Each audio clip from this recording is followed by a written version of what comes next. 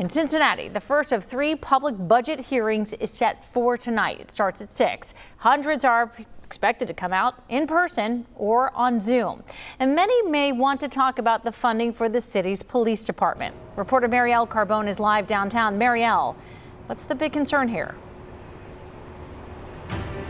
Yeah, well, the police department, it makes up a big chunk of the city's general fund budget. It's about 40%. And under this proposed budget, it will increase. Now, that's not okay with some protesters and even city council leaders that have been pushing for police reform over the last 2 weeks. But the FOP president tells me that that money is necessary.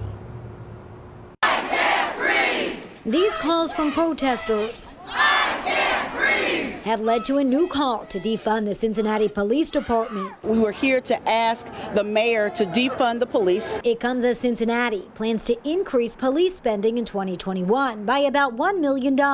We stood the challenge during this unrest of being worth every penny. The increase is largely due to FOP contracts, which FOP President Dan Hills says is necessary to stay competitive. He says police work has become more challenging politically and legally, so the money is needed to attract qualified officers.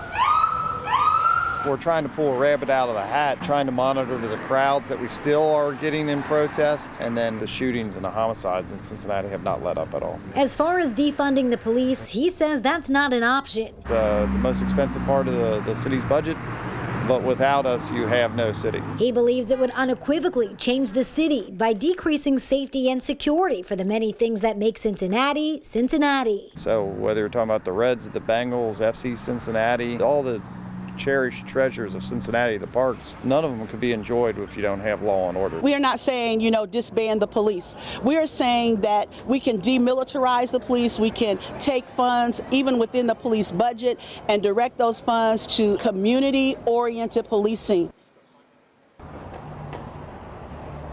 And that first budget hearing, it's set for 6 p.m. tonight here at the Duke Energy Center. And there's actually already a handful of people already lined up. The doors open here at 5 o'clock.